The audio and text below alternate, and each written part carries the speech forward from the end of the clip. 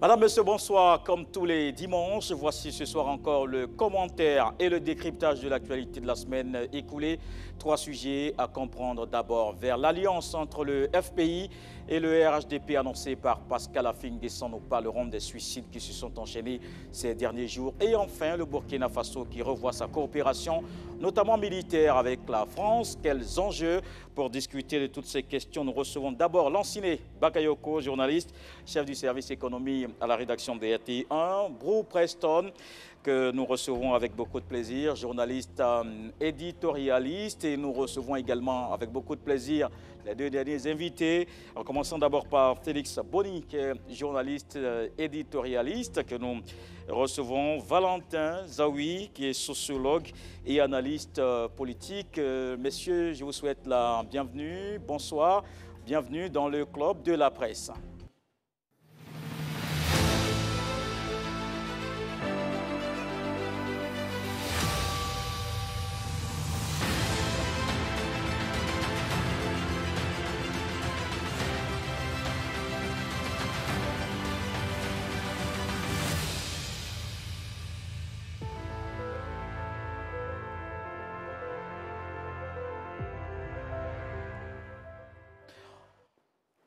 C'est une information donnée par le président du Front populaire ivoirien, Pascal Affi-N'Guessan, annonce une alliance avec le RHDP. Je vous propose de l'écouter. L'émancipation, c'est aussi rupture avec la solitude politique sclérosante au profit de nouvelles alliances fécondantes, dynamiques et émancipatrices qui permettent le plein développement de notre potentiel. C'est l'essence de l'alliance que nous allons conclure très prochainement avec le Rassemblement des Ouvriers pour la démocratie et la paix.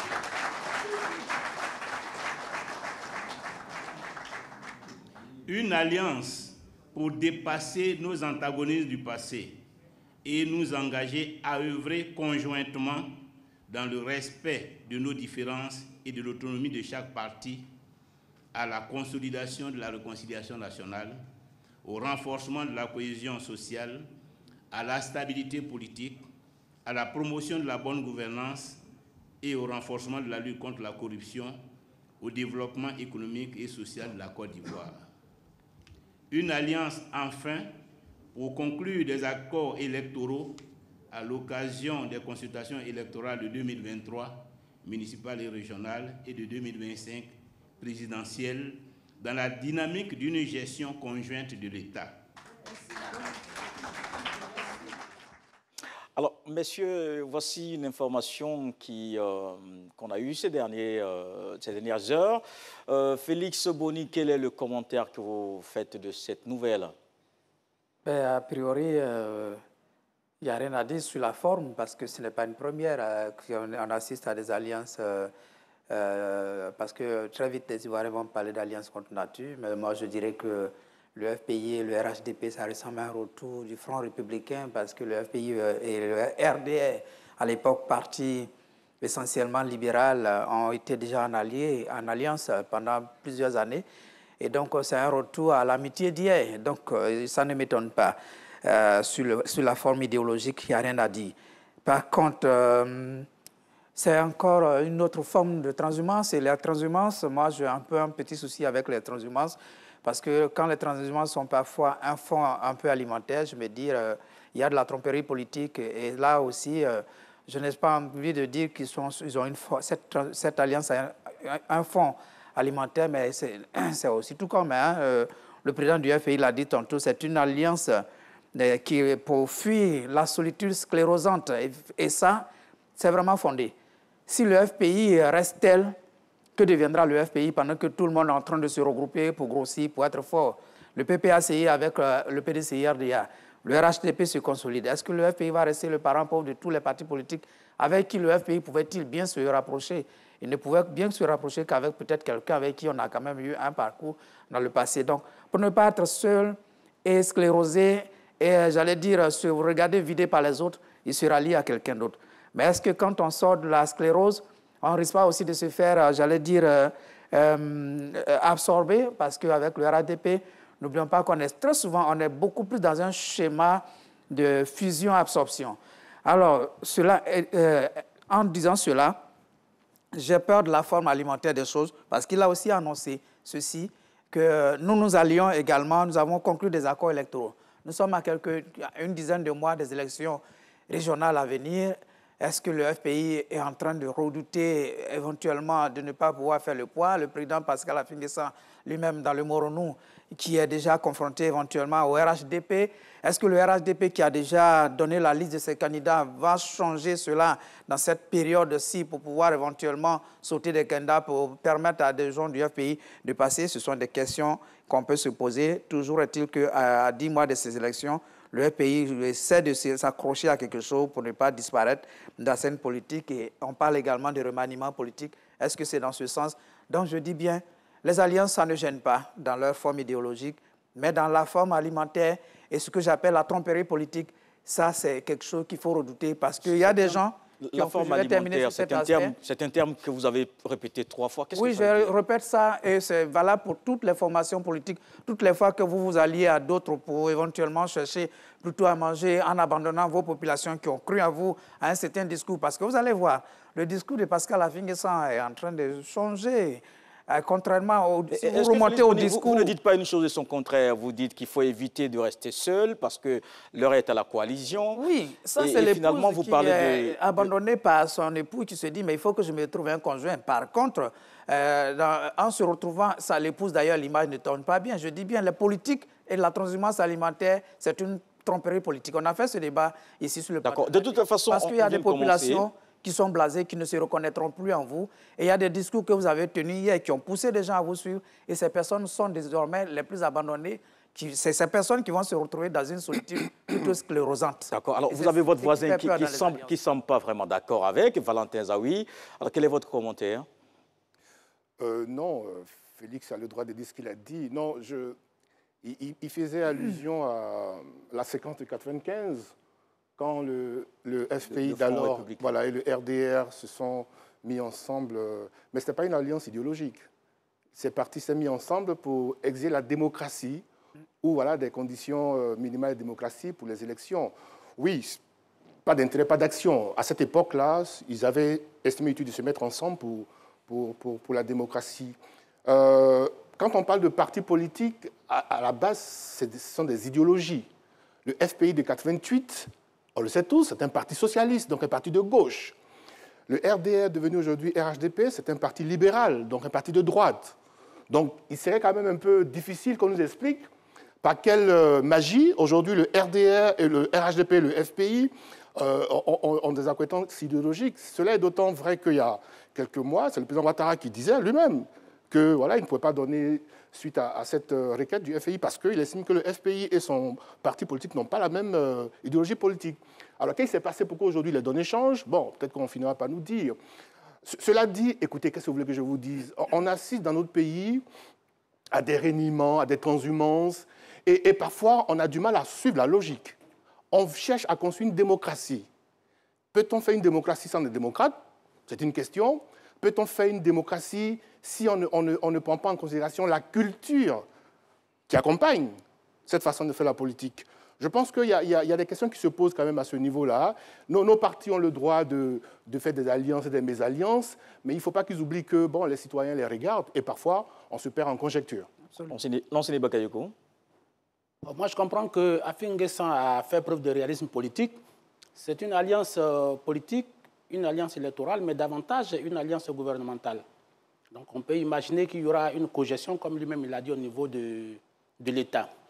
Mais moi, je ne suis pas d'accord qu'on veuille clouer Pascal Affi-N'Guessan au pilori, parce que les alliances, ce n'est pas... les alliances sont de diverses natures. C'est-à-dire qu'aujourd'hui, les alliances idéologiques, ça ne tient plus tellement la route. Et ce n'est pas nouveau. Si vous prenez par exemple un pays comme Israël, mais les alliances se font contre nature. On a vu Benny Gantz se mettre en alliance avec Benjamin Netanyahou. On a vu Avi Pazner avec Yair Lapid. On a vu Bennett et d'autres, et Avigdor Lieberman qui se mettent en alliance. Donc je veux dire, les clivages idéologiques ne peuvent plus tenir la route. Et on va dire que ça, c'est plus même, mais au niveau de l'Afrique, les alliances se font et se défont. Aujourd'hui, si vous allez au Cameroun, par exemple, le ministre du Travail, c'est-à-dire le ministre de l'Emploi, mais c'était un ancien qui a même été mis en prison pendant 7 ans. Le ministre d'État Bello Bouba Maïgari aussi a été un ancien prisonnier, mais qui est en alliance avec l'UNDP, avec le président Biya. Donc moi, je ne pense pas que Pascal Affi-N'Guessan ait fait une mauvaise lecture de la situation politique. Je pense qu'il fait preuve de réalisme parce qu'il doit exister. Et pour exister, il faut se prémunir. Et aujourd'hui, c'est le RHDP qui lui donne l'opportunité de se prémunir. Et même au plan local, moi j'ai vu le président Laurent Gbagbo se mettre en alliance avec Bleu Lenné, avec Daniel Boni-Clavry, mais c'était des alliances purement contre nature. Mais le président Laurent Gbagbo lui-même nous a dit que la vision, c'est comment conquérir le pouvoir. Et les alliances sont des stratégies. Donc je pense qu'Affi-N'Guessan a bien appris la leçon que le président Gbagbo lui a inculquée. Et je pense que pour exister, il a bien fait de se mettre en alliance avec le RHDP. Oui, Bro Preston. Bon, les alliances se font et se défont sur les tropiques. Et à ce niveau, moi, je crois qu'Affi n'est pas la première personne à aller dans ce sens. Mais ce qu'on pourrait ajouter, c'est que tout est à l'honneur du RHDP et de son président qui ont réussi à rassembler. Parce que quand on connaît Affi, qui a été un redoutable, si vous voulez, adversaire du président ou bien du RHDP, et qu'aujourd'hui, Affi vient vers le RHDP, c'est comme les ruisseaux qui sont en train de grossir le fleuve. Donc c'est une bonne chose. Tout est à l'honneur du RHDP. Par contre, pour Affi-N'Guessan, je crois que ça va être difficile. Il fait peut-être preuve de réalisme politique, comme l'a indiqué Lansiné. Mais est-ce que cela ne va pas dérouter ses partisans sur l'ensemble du territoire et même dans le Moronou? Aujourd'hui, c'est vrai qu'il veut exister. Et selon, je ne connais pas le contenu des accords, mais je crois que si le RHDP peut-être présente un candidat dans une zone, le FPI n'en irait pas, ou bien si le FPI présente, ainsi de suite. Donc ça va sauver déjà peut-être, entre guillemets, son fauteuil au niveau du Moronou, au niveau du conseil régional. Mais pour peut-être polisser un peu la politique, ces genres d'alliances-là souvent gênent. C'est ce que ça gêne qui oui. J'ai un mot. D'abord Valentin. D'abord Valentin, Alors, et puis ensuite voilà. on aura... Oui, non, j'ai bien écouté avec grand intérêt M. Bakayoko. En fait, je crois qu'il y a une méprise. On ne dit pas que les partis politiques n'ont pas le droit de faire des alliances, mais attention. Et il donne un exemple qui est intéressant. En Israël, ça existe. En Allemagne, ils ont cette culture-là. Mais à la différence qu'il y a ça c'est les partis et un programme de gouvernement. Ça veut dire qu'on n'a pas les mêmes idéologies politiques, mais par rapport à des circonstances spécifiques, on est d'accord qu'on doit s'accorder... Est-ce que le cas est différent en Côte d'Ivoire? Oui, mais bien sûr. Mais c'est bien sûr. Est-ce que vous avez le contenu de l'alliance, des détails? Mais je termine, si vous permettez. J'espère que oui, effectivement, M. Affi-N'Guessan a pris le soin de signer quelque chose avec le parti présidentiel et que mieux... Parce que ce qu'on constate aussi, c'est qu'en Côte d'Ivoire, on a un leader qui se lève un matin canon des choses. J'espère qu'il y a eu une rencontre et que les militants ont validé cette position aussi. Ce qui est peut-être juste, oui, par rapport à ça, parce qu'il y a longtemps quand même, on entendait parler de cette alliance qui soit, oui, Lansiné. Ce que je sais, c'est qu'il y a eu cette négociation ne date pas d'hier. C'est hier que le président Pascal Affi-N'Guessan a fait sa déclaration. Mais les négociations durent beaucoup plus longtemps. Ah, il y a eu des négociations? Bien sûr, il y a eu des négociations souterraines. Et vous allez voir la semaine qui vient ou bien les semaines qui arrivent, ils vont conclure quelque chose de concret, puisqu'on attendait l'arrivée du président Ouattara.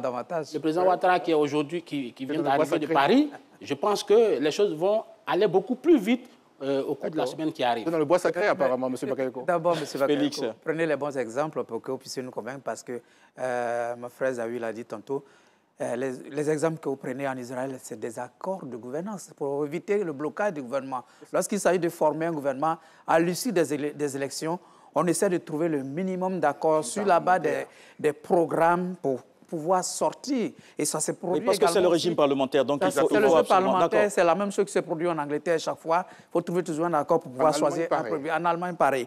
Alors, il y a une question. Oui, d'accord. Tout à l'heure, M. Brou a été tellement clair. Les alliances qui gênent.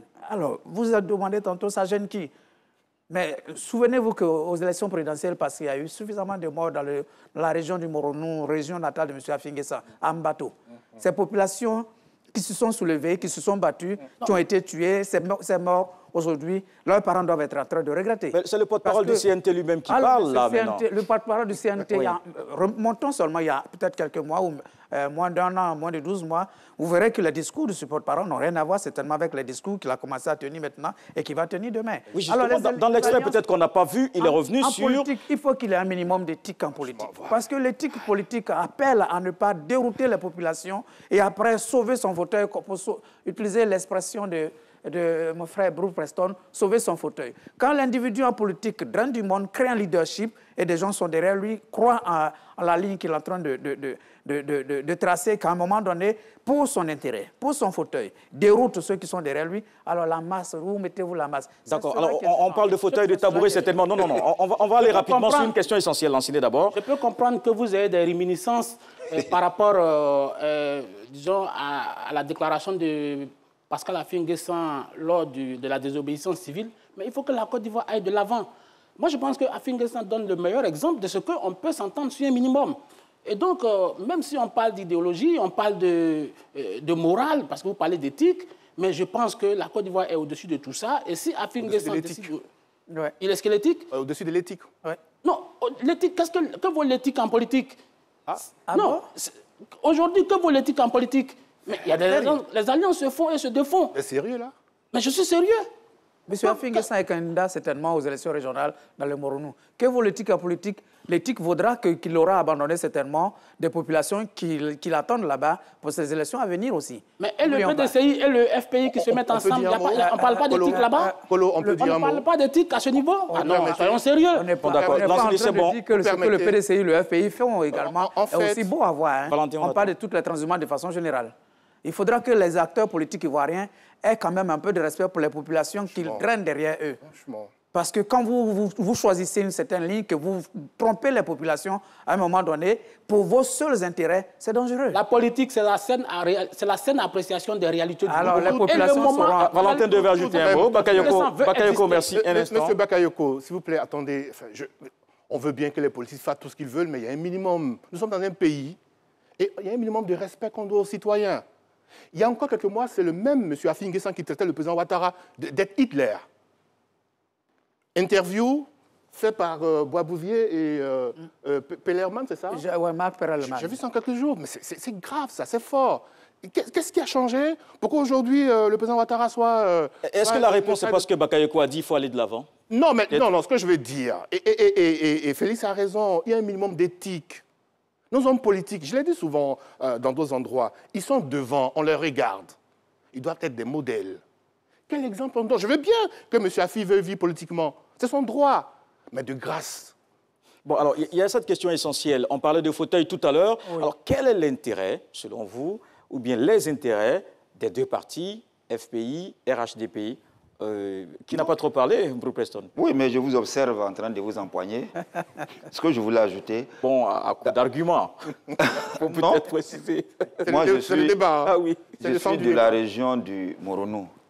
Affi, en allant dans cette alliance, a beaucoup à gagner. Si le RHDP ne présente pas de candidats dans les élections régionales dans le Moronou, que Affi est le candidat du RHDP, il va conserver son fauteuil. Ça, c'est déjà un acquis. Il va avoir un remaniement ministériel. Peut-être qu'il peut avoir un poste ministériel. Donc, la moralité... Non, laissez-moi... Ils se battent pour eux-mêmes. Je laisse finir. Nous sommes dans les intérêts. Au-delà, c'est-à-dire pour pas trop... l'éthique, il a dit... C'est vrai, bon, c'est selon les jugements et puis c'est selon les positions. Selon les analyses que chacun fait, selon les intérêts en jeu. La politique, ce sont les intérêts qui sont en jeu. Affi fait une alliance, va en alliance avec le RHDP parce qu'il y trouve son intérêt. La même que le RHDP aussi fait l'alliance avec Affi-N'Guessan. Mais aujourd'hui, quand on regarde à vue d'œil, le RHDP est plus gagnant. Ça, c'est évident. Affi va vers le plus fort pour exister, pour pouvoir mieux pour ne pas que l'enveloppe soit complètement vide. Moi, je crois bien que c'est ça. Hein. Lanciné Bakayoko, quel est l'intérêt selon vous? Oui, moi, je pense que toutes les deux parties ont à gagner. Je vous donne rien qu'un exemple. À Yopougon, lors des dernières législatives, le PPACI plus le PDCI ont eu 450 voix. Et le RHDP a eu 400 000 voix. Affi-N'Guessan a eu 5 000 voix. lors des dernières législatives à Yopougon. Si cette alliance avait existé, c'est sûr que le RHDP aurait remporté les élections à Yopougon.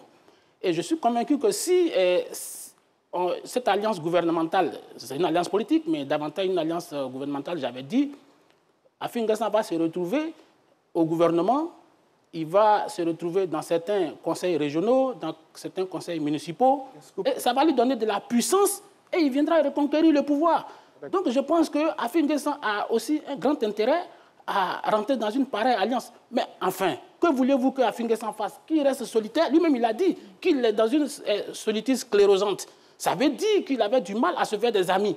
Maintenant que quelqu'un lui ouvre la main et les bras, je ne comprends pas qu'on veut le clouer au pilori. Je pense qu'il a fait preuve de réalisme. Je voulais rappeler aussi il a tout à gagner. Je voulais rappeler aussi qu'Afi avait dit qu'il avait été trahi lors de la présidentielle de 2000 dans le CNT. 2020. Législative 2020, voilà. 2020. Législative Non, 2020, l'élection présidentielle, il était le porte-parole du CNT, oui. Et il a vu qu'ils étaient en groupe, mais le PDCI et le PPAC se sont retrouvés passés aux élections. Donc ça, il n'a pas du tout digéré ce fait-là. Donc du coup, il s'est dit qu'il faut aller vers ceux qui sont prêts à l'accepter, bien entendu. C'est vrai qu'il a rappelé, il a été marginalisé, d'après ce qu'il a dit lui-même. Félix Boni, d'abord, selon ce qu'on entend, Félix Boni, est-ce que pour vous, il y a ceux qui sont au pouvoir qui gouvernent et puis il y a ceux qui sont dans l'opposition qui s'opposent? En principe, en politique, c'est cela. La démocratie. La démocratie. Cependant, je parlais de façon un peu générale, même si Afin N'Guessan est le sujet à l'ordre du jour, parce que quelque part, pour Afin N'Guessan, peut-être il y a quelques éléments pour pouvoir atténuer un peu, j'allais dire, l'attitude qu'il est en train d'adopter, pour ne pas totalement le condamner, parce que c'est un monsieur qui sort d'un lot de frustration, porte-parole du CNT, comme l'a dit tantôt Brou, et qui après se retrouve éjecté d'une alliance PPACI-CNT, frustré lui-même par Laurent Gbagbo qui rentre en Côte d'Ivoire et qui l'éjecte, qui crée une autre formation politique, qui l'abandonne au FPI, qui lui abandonne au FPI très, j'allais dire, étiolé, qui est en train de s'effriter chaque joint de ses mains. Donc ce qu'il a appelé solitude sclérosante, parce que je ne sais plus où aller, et qui se dit qu'il faut que je me mette dans une alliance fécondante. Fécondante, qu'est-ce qu'il attend? Fécondante, je rentre dans une alliance pour essayer, comme l'a justifié tantôt Bakayoko, de renaître dans cette alliance. Par contre, et c'est ce que, sur ce point-là, je ne transige pas.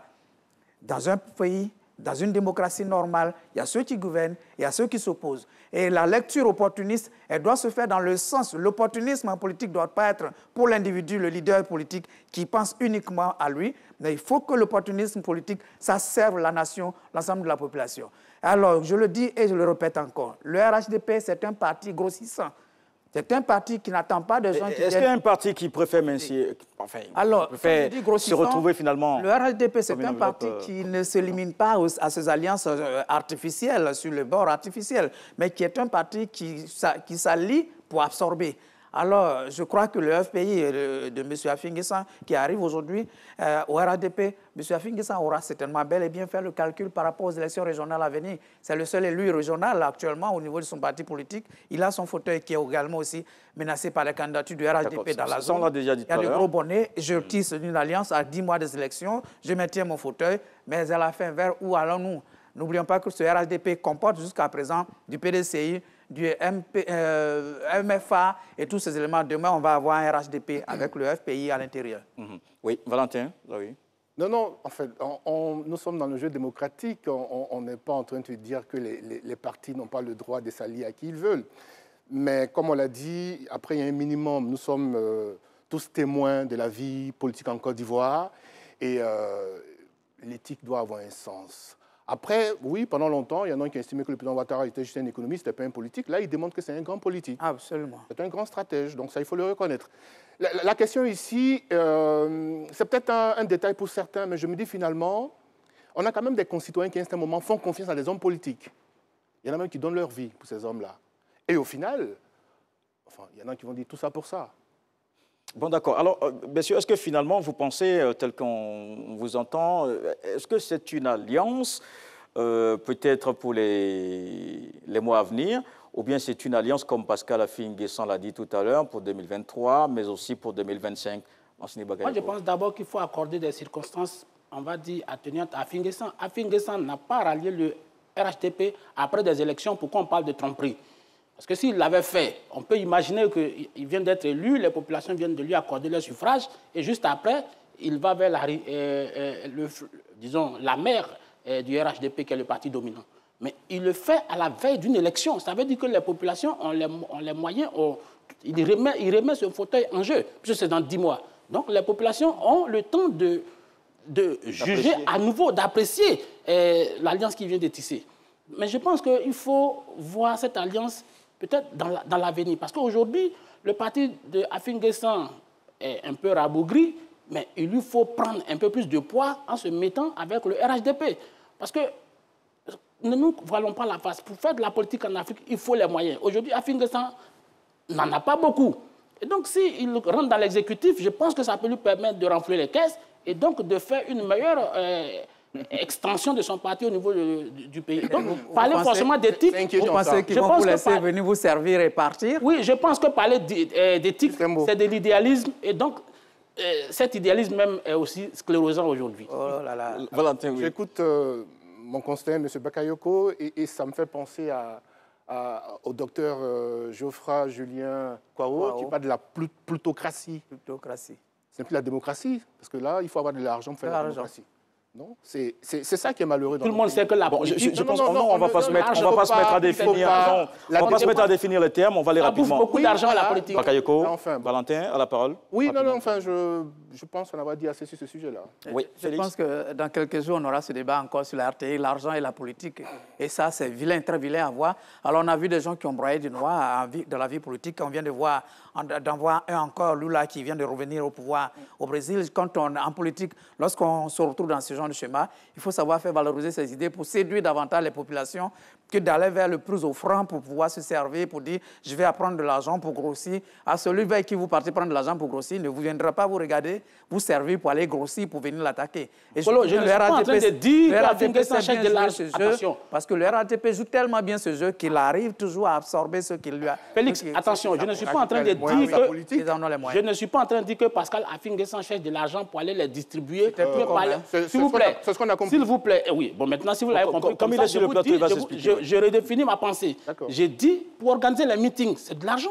Quand on loue les bâches, quand on prend les chaises, quand on donne de l'eau, c'est de l'argent. Quand on sillonne en un mot, un parti, c'est de l'argent. Un parti, c'est de l'argent et il faut de l'argent. Et pour avoir de l'argent, il faut qu'on travaille. Et Afin N'Guessan veut travailler. On ne peut pas... Alors, au point de se saborder pour s'allier à celui contre qui... Je vous ai dit que l'éthique en politique, ça ne veut pas dire grand-chose. C'est ce que je vous ai dit. Ça, c'est grave. Ça, c'est vous qui le dites. Bon, oui, on va écouter, s'il vous plaît, Preston. C'est que pour le moment, tu as parlé de l'avenir. Nous n'allons pas spéculer sur ça. On va laisser le temps au temps. Et on va apprécier les moments qui vont arriver là, ce que cette alliance-là, si elle se concrétise, ce que ça va donner. Surtout après les élections locales du dernier trimestre de 2023. Déjà, on sera situé. On verra. Et puis, même quand l'alliance va se sceller, on va voir dans les différents camps, c'est évident que les choses vont bouger. Il y a certains peut-être qui ne vont pas apprécier, ou bien certains vont apprécier. Laissons le temps au temps et puis on aura suffisamment... On reviendra ici pour en parler. Alors, j'avais pensé peut-être qu'il y aurait eu une annonce commune, qu'il y aurait par exemple une conférence commune. Cette fois, c'est Pascal Afin N'Guessan seul qui parle, qui annonce. Le RHDP n'a pas encore réagi. Est-ce que ça vous parle? Ça vous dit quelque chose en particulier? Ça me rappelle personnellement une certaine image de M. Pascal Afin N'Guessan dans un avion où il aurait été envoyé par monsieur le Président de la République dans un pays et l'image s'est retrouvée comme ça sur les réseaux sociaux. C'est-à-dire, quand on décide d'aller en alliance, on ne fait pas une sortie solitaire pour pouvoir venir annoncer que nous allons tisser une... Alors, c'est le RHDP qui a tout à gagner. Vous êtes entre la question, qui va gagner? Alors, allez-y annoncer que nous allons être en alliance. Alors que ça aurait été que les deux partis aient déjà finalisé leur dossier et qu'ils se retrouvent pour dire, matérialiser cette alliance, au lieu que ce soit l'autre qui donne l'impression d'être une main tendue, qui cherche à saisir une opportunité, qui fait une conférence de presse solitaire pour annoncer ce truc. Moi, je pense que ce n'est pas vraiment à l'honneur de M. Afin N'Guessan. Ça aurait été encore plus beau, plus joli de voir les deux partis ensemble, montrer le contenu de cette alliance. Voici ce que nous lie. voici les programmes que nous allons mettre ensemble. Bon, il en a donné quand même une idée dans l'extrait qu'on a vu tout à l'heure. Le RADP va certainement répondre bientôt. On va y aller pour la dernière minute. Qui saisit une opportunité qu'on lui donne. D'accord. Valentin. Non, mais c'était un peu ça le message en creux à l'entame de mon propos. Bon, manifestement, il y a longtemps que le président, enfin, Afin Guessan, souhaite être avec le RGP. C'est son droit, le plus légitime. Là, c'était la présentation des vœux, si j'ai bien compris, hier. Voilà, à lui en tant que président de son parti, et c'est là qu'il donne l'information. Il y a des choses où on peut mettre la forme, et je pense que oui, ça aurait été plus intéressant qu'au cours d'une conférence commune, ben, les deux partis annoncent ce qu'ils ont à faire ensemble, mais bon, chacun a le droit... Est-ce que c'est un problème, Lansini? Non, pour moi, ce n'est pas un problème, puisque chacun choisit sa forme, et moi, c'est quand même gênant que Afin Guessan fasse pareille déclaration et qu'on puisse douter du contenu. Ah non. Même, on peut présumer, quand même, on ne peut pas faire pareille déclaration... une déclaration aussi lourde de sens sans être prémuni, quand même. Il faut quand même concéder ce minimum de crédibilité à Afin Guessan. On ne doute pas. Moi, de mon point de vue, je crois que les négociations sont très avancées. S'il en parle, ça veut dire qu'ils sont sur la bonne voie et ils vont aboutir forcément à l'alliance. Parce que si les négociations n'avancent pas, il ne peut pas prendre le risque de venir l'annoncer publiquement. Moi, je crois que les négociations avancent très bien et il est sûr que peut-être même qu'il a la date en tête, hein. C'est un jeu d'échecs comme ça. Bon, la carte de mariage porte le nom des deux époux. Non, mais on ne doute pas du propos. Hein. Non, moi je crois que c'est la forme. Hein. On a 3 sujets ce soir, c'est le premier, on a pris suffisamment de temps. On va certainement en reparler, ça je vous en fais la promesse. Les scènes de suicide, de meurtre se sont donc multipliées ces derniers jours. La Côte d'Ivoire est classée au 3e rang des pays où le taux de suicide est le plus élevé en Afrique, 23 par an. Comment peut-on l'expliquer? Nous y reviendrons tout de suite après Davis Soyo. La Côte d'Ivoire connaît depuis quelques mois une recrudescence de suicides. Récemment, le décès par pendaison du jeune Ibrahim Diabagaté, étudiant à l'université Félix Houphouët-Boigny de Cocody, en est un exemple malheureux. Sur le campus, choc, interrogations et craintes s'entremêlent. Le décès du jeune étudiant en Master 1 de sciences physiques a surpris plus d'un. 5 jours après la pendaison du jeune de 23 ans, un élève à bord d'un bateau-bus a tenté de se suicider en se jetant dans la lagune ébriée. Déterminé à mettre fin à sa vie, c'est grâce à la promptitude de l'équipe de sauvetage et à celle des passagers que ce dernier a été retiré de l'eau. Cette volonté des jeunes et adolescents de se donner délibérément la mort vient justifier le rang de la Côte d'Ivoire en la matière. Le pays enregistre le 3e taux le plus élevé de suicide en Afrique, avec 23 cas par an, derrière le Lesotho et la Guinée équatoriale. Pour les experts, dépression, isolement social, crise économique et politique constituent les principales causes. Considéré comme un problème de santé majeur par l'Organisation mondiale de la santé, malheureusement, la Côte d'Ivoire ne dispose pas encore de stratégie nationale de prévention du suicide. Pour l'heure, l'incompréhension occupe les pensées des populations avec ce nouveau phénomène qualifié de fléau. Alors c'est vrai qu'il y a plusieurs cas, mais je pense que ce qui convient de retenir, c'est plutôt suicide par meurtre. Là, je parle aux sociologues. Voilà, Tezaoui. Oui, enfin, on a constaté dernièrement des décès. Après, il faut faire attention, des suicides présumés. Parce qu'il y a quand même des autorités compétentes qui vont établir que ces décès sont des suicides. Parce que ce n'est pas seulement dans les films, hein. On observe qu'il y a des meurtres qu'on transforme ou qu'on maquille en suicide. Cela dit, ce sont des décès et on doit les déplorer. Dans l'élément, quelques éléments d'explication ont été donnés. Pourquoi est-ce qu'on constate tout ça? Il y a certainement des raisons. Il y a la désintégration, le délitement de nos structures familiales avec toutes les crises qu'on a connues dans le pays. Donc ça pose quand même question. Et il y a aussi les problèmes, j'allais dire, d'ordre social, hein, parce que bon, parce que finalement, cette étude qui a été menée par les médecins légistes établit bien qu'il y a quand même une bonne partie de 20 à 29 ans. Donc la jeunesse est très, très considérée. Est-ce que ça veut dire qu'il y a un mal-être? Bon, je pense que oui, on peut creuser la question. Mais effectivement, c'est clair qu'il y a différents facteurs qu'on pourrait donc avancer en termes d'hypothèses pour expliquer cela. On pourrait y revenir. Oui, on va y revenir, forcément. Oui. Félix? Quand je regarde un peu les chiffres avancés par, je crois, sur le Treichville, ou en tout cas une structure de la place, on a près de 37,6% de la population de cas qui sont liés à des dépressions, des cas de suicide en Côte d'Ivoire qui sont liés à la dépression. On note au niveau des statistiques qu'on a une grande majorité de jeunes entre 20 et 29 ans. Et lorsqu'on note tout ce qui s'est passé ces derniers jours, on note que ce sont des élèves, des étudiants, parce qu'en dehors de ces cas dont vous venez de parler tantôt, on a eu une autre jeune fille qui s'est tranchée la gorge quelque part à Sikessi, une adolescente qui s'est suicidée également à Angré pour des questions. Alors, moi, les raisons, il faut chercher les raisons. Si ce sont des enfants qui se suicident, il faut chercher parfois les raisons dans la cellule familiale. Qu'est-ce qui se passe dans la cellule familiale? Quelle est la situation sociale de ces familles? Et cela pose généralement le grand problème du volet social dans la gouvernance dans nos États. En Côte d'Ivoire, nous avons la chance que le gouvernement a engagé une politique pour redonner goût à la population. Parce que c'est cela le plus important. Redonner goût à la vie. Redonner goût à la vie pour qu'on évite d'aller se suicider. Parce qu'on se suicide parce qu'on est dans le désespoir, on ne voit pas le bout du tunnel, on se pose des questions sur le lendemain, on a une situation conjoncturelle dans laquelle on se retrouve. Alors, on a une politique sociale... Mais pourquoi spécifiquement chez les jeunes? Parce que l'étude des médecins... Mais justement, c'est pourquoi je dis, si c'est chez les jeunes, il faut chercher la raison dans la cellule familiale. Quel est le problème qui se pose dans la cellule familiale? Parce que quand il y a les problèmes assaillent la famille, parfois les enfants peuvent aussi en être victimes. Et c'est pourquoi moi, par exemple, en termes de solutions, je me dis il faut que la politique sociale du gouvernement soit véritablement inclusive et touche réellement les bénéficiaires à la base, les populations à la base. Parce que parfois, on a des chiffres, de beaux chiffres. Mais est-ce que ces chiffres, ça touche réellement à la base? Les taux de suicide on va revenir à vous tout à l'heure. Les problèmes de suicide qu'on a actuellement reflètent notre réalité.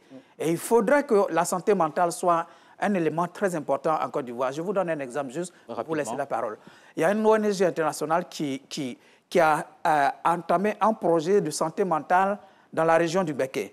Alors, moi, je suis un peu de la région du Béké aussi. Lorsque j'y vais dans la région du Béké, que je découvre ce qui se passe dans 3 de nos départements, seulement les chiffres des personnes touchées par les questions de dépression et autres, je me dis, mais ça, c'est un problème, un projet. Il y en avait à peu près combien? Pour juste te donner une proportion. Une proportion dans 3 petits départements, on se retrouve pratiquement avec presque 2000 personnes qui souffrent de dépression, de problèmes de santé mentale. Alors, allons-y généraliser ça en Côte d'Ivoire, juste pour 3 départements. Allons-y généraliser pour... Ça fait quand même beaucoup. Oui, Gros Preston. Il est bien évident que quand on est heureux, on ne se suicide pas. Donc forcément, il y a des facteurs qui pourraient expliquer. Mais moi, je mets l'accent sur les cas de l'université. Je crois qu'il faut attendre les résultats de la police pour être mieux situé. Est-ce que c'est vraiment des suicides? Est-ce que ce ne sont pas des assassinats? Je crois que les interrogations continuent de demeurer et attendons les résultats. Bon, quand on prend la Côte d'Ivoire, on parle de 23 cas par an. Bon, je n'ai pas envie de dire que c'est dérisoire par rapport à un pays comme la France. La France a 9200 décès par suicide par an, au point que la France présente l'un des taux les plus élevés de l'Europe. D'accord. Mais comme nous sommes en Côte d'Ivoire, oui, mais je veux dire que nous sommes 3e sur le continent. Oui. 54 pays. Oui, c'est important, 23. Même un seul individu qui meurt, c'est déjà important. Mais je veux dire que quand tu regardes dans l'ensemble, ce n'est pas un problème aussi alarmant. Il faut aller, comme il a indiqué, dans les cellules familiales. Et puis, il y a beaucoup de choses qui peuvent expliquer. Les jeunes, on parle des jeunes aujourd'hui, mais quand les jeunes s'adonnent à la drogue, le résultat, on peut avoir des cas de suicide. Nous constatons cela, même aujourd'hui. Avant, c'était à Abidjan qu'on voyait les fumoirs. Mais même dans les villages aujourd'hui, on en trouve. Donc, sur l'ensemble du territoire, il y a ce phénomène-là qui gangrène un peu la jeunesse ivoirienne. Et je crois qu'on doit regarder, on doit aller dans ce sens-là pour essayer de mettre fin à ce flot, quoi. Sinon, bon, ce n'est pas vraiment aussi alarmiste que cela pourrait être. Moi, je pense que parler du suicide, je pense que ça, nous sommes vraiment dans le champ de compétences du sociologue Valentin Zawi, qui, lui, a la légitimité de parler des causes. Mais nous, pour notre part, nous faisons que de l'observation. Alors, sur les observations, on voit qu'il y a un délitement, comme il l'a dit, de la cellule familiale. Les enfants sont laissés pour compte. Aujourd'hui, il y a un modèle social dans nos familles aujourd'hui qui ne reflète pas notre culture. Vous avez établi un rapport entre ce qui se passe en France et ce qui se passe en Côte d'Ivoire, mais vous savez très bien que le modèle français est carrément calqué ici. Ça veut dire qu'on est dans le prolongement de ce qui se passe en France. Peut-être faut-il retourner à nos sources, à nos valeurs, et qui montre que la vie est sacrée. C'est vrai, en Europe, la vie est sacrée, mais elle est davantage en Afrique et en Côte d'Ivoire. Et il a parlé des cas d'université qui auraient pu être des assassinats. Mais moi, c'est vrai, mais moi, je suis dans le principe que ce sont des suicides, en attendant que des voies plus autorisées ou que les enquêtes nous démontrent qu'il s'agit d'assassinat ou de meurtre prémédité. Mais je pense que l'un dans l'autre, il faut que le gouvernement essaie de prendre ce problème à bras-le-corps, essaie de faire une bonne étude pour savoir si nos enfants vivent un mal-être dans la société ivoirienne, mal-être qui peut être lié à des questions, à la problématique de l'avenir. Peut-être qu'il y a des questions d'emploi. Je me substitue au sociologue. Oui, mais il faut y aller, Bakaïfo. Il fait le job, il le fait bien en plus. Ça peut être un mal-être lié à l'incertitude liée à l'emploi. Et puis, vous avez vu, on a pris l'intervalle de 20 à 29 ans. Ça correspond à quoi? Ça correspond un peu à l'intervalle 2002 ou bien 95 jusqu'en 2022. Vous avez vu toutes les péripéties qui ont jalonné notre vivre ensemble. Et donc, je pense que les enfants ont perdu un peu leur humanité du fait de nous-mêmes, les adultes, qui ne leur ont pas montré le vrai chemin.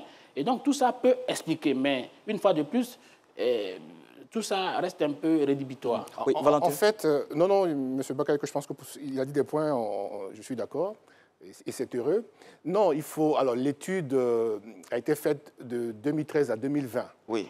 Et dans les 101 cas qui ont constitué l'échantillonnage, on parle justement d'une grande majorité de jeunes de 20 à 29 ans.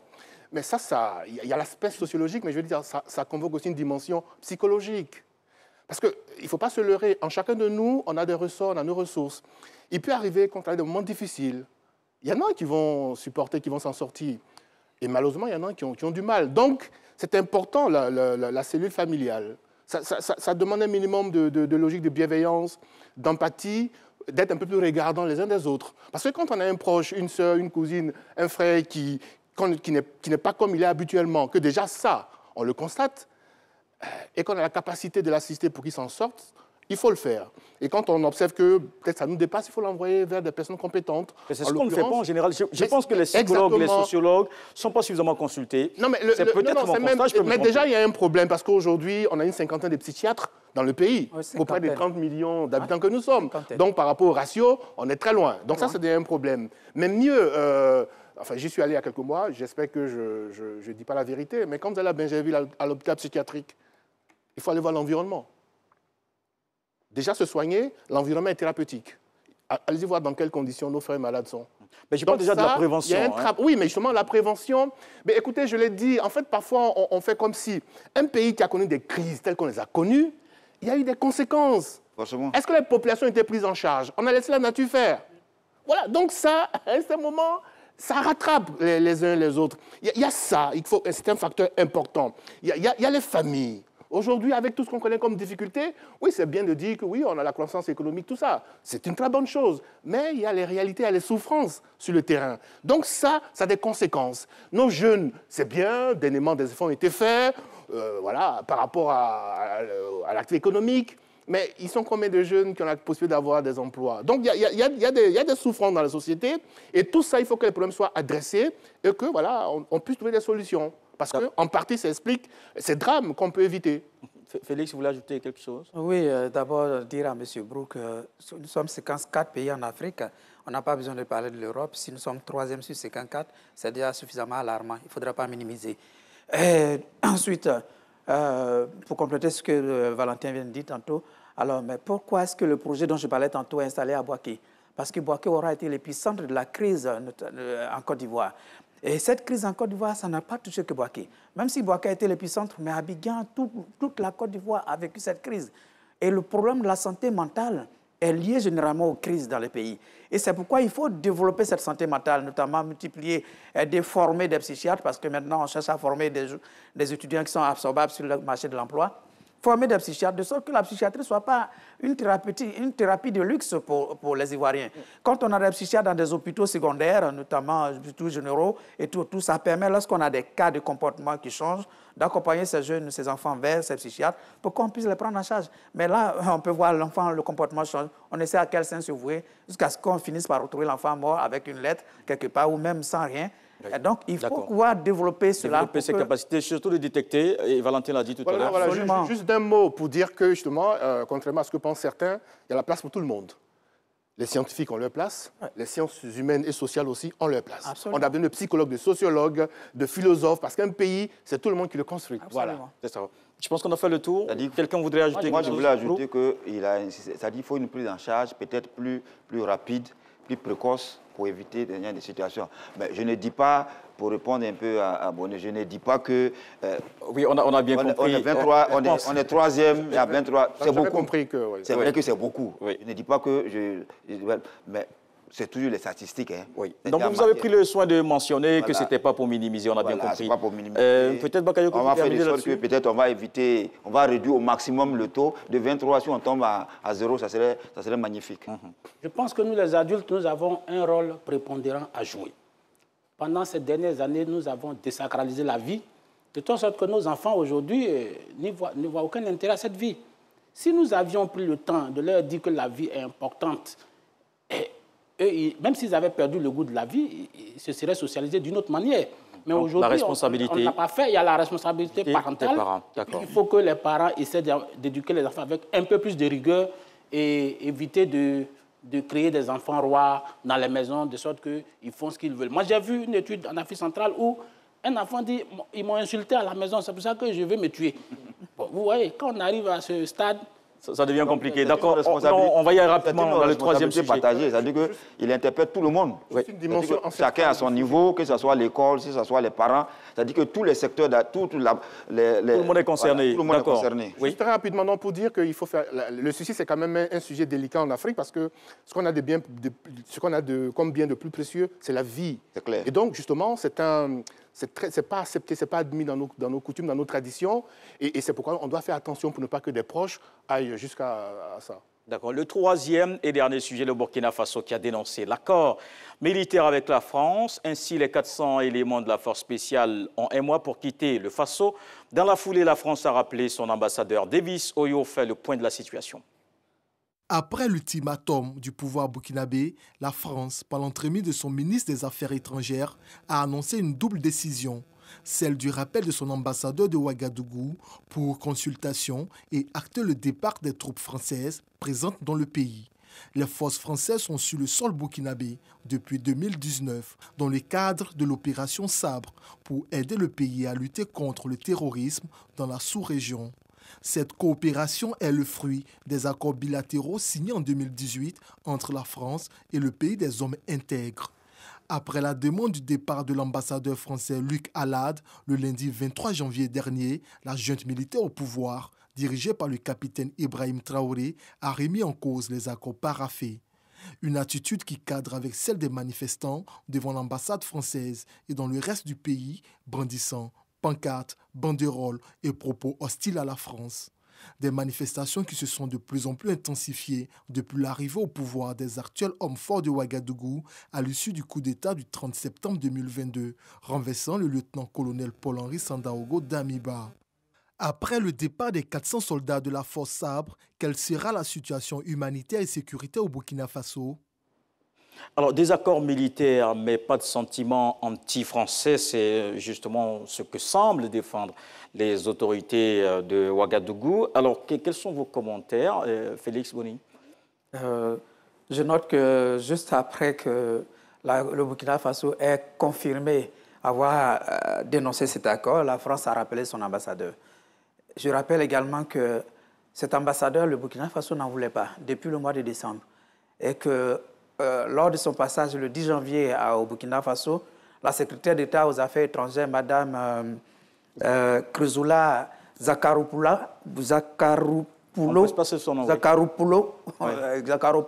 quelque chose comme ça.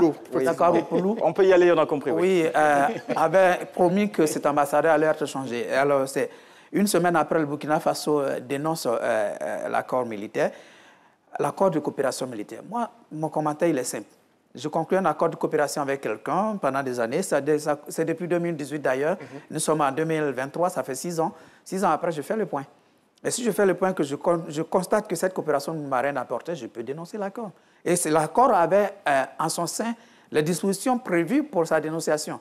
Donc le Burkina Faso n'a fait que faire valoir son droit à la dénonciation de cet accord et a demandé à la France de retirer ses militaires.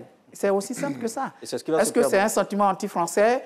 Je dirais qu'il y a quelque chose quand même qui est en train de naître dans la sous-région. Il ne faudrait pas se voiler la face.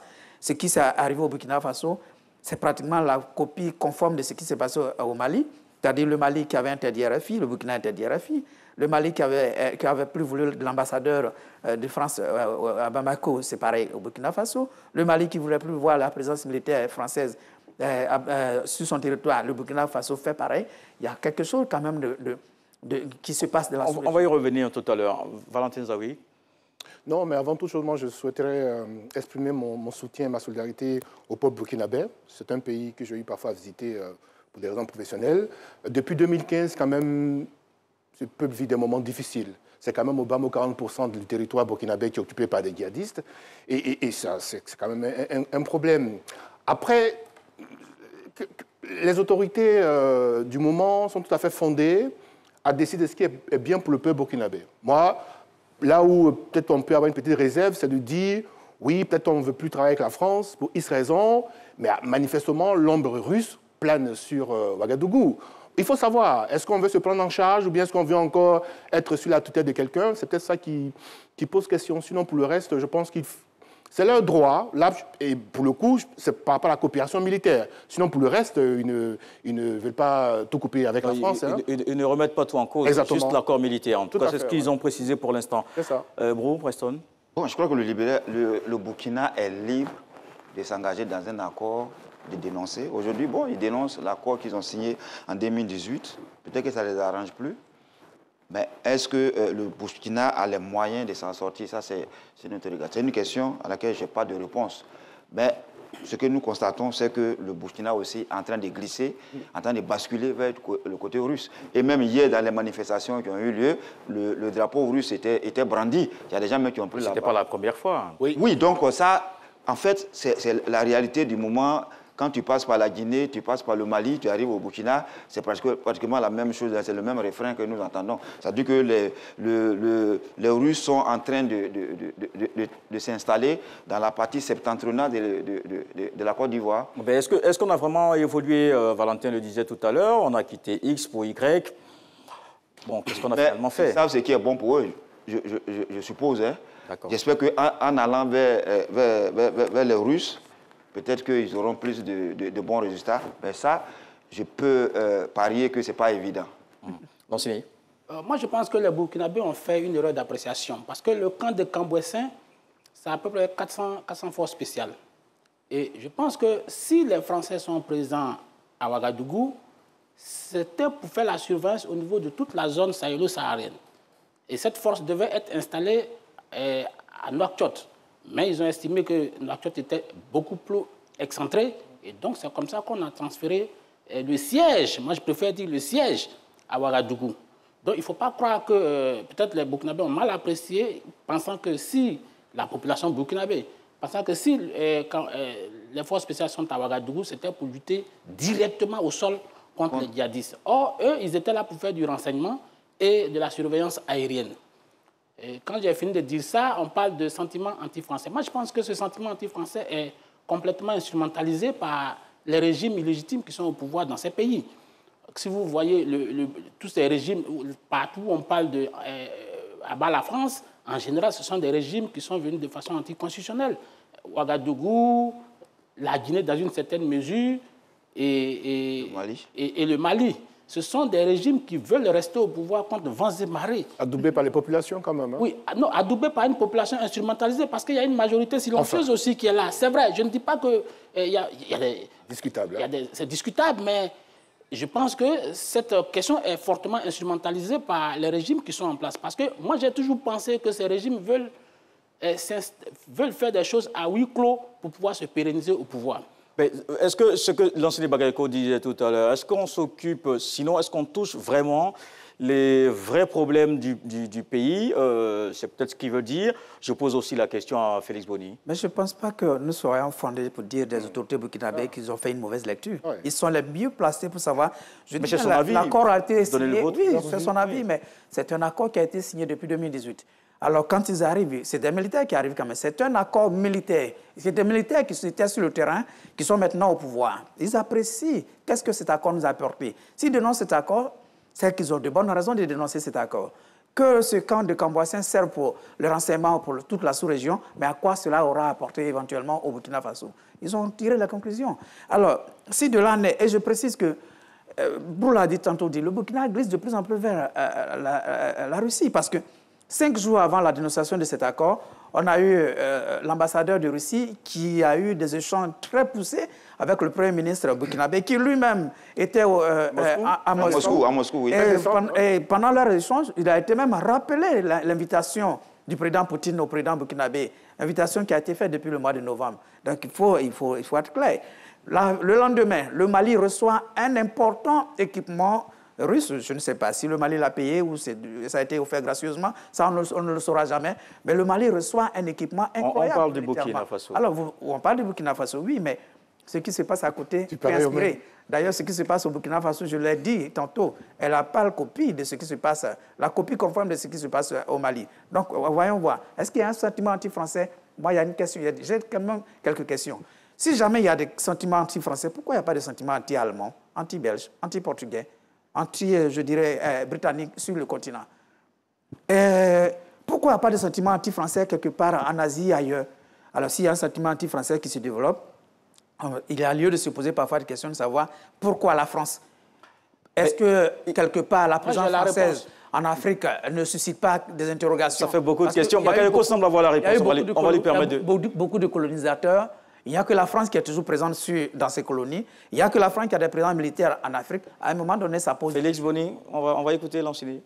Une des réponses aussi à la question que tu te poses, c'est que chaque fois qu'il y a des problèmes aussi dans ces pays africains, la première personne à appeler, c'est Paris. Oui, mais ça a du sens. C'est Paris est là. Oui, mais c'est parce que chaque fois qu'il y a un problème, chaque fois qu'il y a un problème, c'est Paris, on appelle. Mais oui, ça a du sens. C'est pour ça que chaque fois qu'il y a des problèmes, Paris intervient dans ces pays. Donc, c'est des parallélismes de forme. Mais moi, je pense que ces questions, tu peux repartir. Je pense que ces questions sont aujourd'hui instrumentalisées parce que des gens veulent garder le pouvoir par des veilles. Maintenant, s'ils vont vers la Russie, c'est parce que la Russie s'accommode de tous ces piétinements des principes démocratiques. C'est tout. C'est pour ça qu'on va vers la Russie. Sinon, ce n'est pas que la Russie voudra libérer l'Afrique à la place de la France. Oui, Valentin. Et si vous permettez, je voulais juste... Bon, enfin, M. Bakayoko dit beaucoup de choses, on n'a pas le temps de développer, mais ce n'est pas bien grave. Notre pays, la Côte d'Ivoire, a fait le choix d'être avec la France. En tout cas, de tout temps, depuis 1960. Ça, c'est un choix qui nous vaut... Voilà, il faut aussi qu'on respecte le choix des autres. Ces pays ont été avec la France. Aujourd'hui, ils estiment pour X raisons. Mais vous ne parlez pas au nom de la Côte d'Ivoire, hein, ça je vous rassure. Hein. Non, bien sûr. Mais, voilà. Non, mais je vais dire... Non, on peut aussi comparer. Hein, parce que pendant qu'on parle de sentiments anti-français, chez nous, je ne pense pas tous les jours, c'est ce qu'on attend. Donc, chaque peuple est tout à fait fondé à apprécier et décider pour lui-même. Voilà. Il faut acter cela. La suite, la sécurité. Et Bro Preston le disait tout à l'heure, c'est toujours compliqué au nord, 40%. L'enjeu principal, est-ce que finalement ce n'est pas la sécurité? Qu'est-ce qu'il faut faire? Notre confrère Jean-Emmanuel Ouedraogo, ministre de la Communication, porte-parole du gouvernement, l'a dit, le Burkina Faso veut s'appuyer sur ses propres forces pour réussir la lutte contre le djihadisme, mais est-ce possible? Ce n'est pas la France qui allait libérer les dizaines de femmes qui ont été, j'allais dire, enlevées à Arbinda. Mais est-ce que ce ne sont pas finalement rendues? Elles sont venues par un cas. C'est un contrôle de routine. Il ne faut pas faire comme si c'était une opération militaire qui a abouti à la libération de ces femmes. C'est un contrôle de routine banal qui a débouché sur l'arrestation. N'empêche qu'ils ont reçu du bus qui les transportait. Il ne faut pas faire croire que c'était une opération savamment orchestrée par l'armée burkinabé. Non, mais en même temps, il faut noter que quand un pays décide, il faut saluer les pays qui décident. La France a été quand même au Burkina Faso. On le dit bien, l'accord, c'est depuis 2018. La France a permis de neutraliser beaucoup de chefs militaires. Pas seulement Burkina Faso, mais ça n'a pas empêché le Mali qui a les pieds dans les attaques djihadistes de dire à la France qu'il faut partir. Il faut saluer ses efforts. Et je pense qu'il faudrait pas... Vous ne répondez pas à la question, l'enjeu principal. Vraiment, en 30 secondes chacun. La sécurité, c'est ça qui est important. 40% de territoire. La sécurité, pour répondre à la question, comme la question m'était adressée, la sécurité... Il faut saluer le fait que ces pays-là décident eux-mêmes de prendre en main leur sécurité. Et il faut toujours inviter les autres pays tout autour à aider ces pays-là à combattre l'hydre terroriste, parce que l'hydre terroriste est une menace régionale pour tout le monde. N'attendons pas toujours de l'Europe. Pensons nous-mêmes à commencer à disposer de nous-mêmes. Bon, de toute façon, on a un bilan avec les supplétifs. Bon, peut-être qu'on en reparlera plus tard. Oui, Valentin, rapidement. Non, mais vous avez raison de poser la question, parce qu'au-delà de tout ce qui est propagande, ce qui est important, c'est ces militaires qui sont au pouvoir sont engagés pour libérer leur pays. Donc oui, on les attend là. Et c'est aussi bien qu'ils communiquent sur ce qui est fait dans ce sens-là. Vous avez raison de poser la question. Parce qu'au final, c'est ça qui est important. Oui. Aujourd'hui, près de 40% du territoire burkinabé est sous contrôle des rebelles, enfin, des islamistes. On verra dans 6 mois si ce taux va monter à 20%. Merci. Si ce n'est pas le cas, on appréciera. Moi, je vous fais remarquer, c'est vrai qu'aujourd'hui, le Burkina veut prendre son destin en main.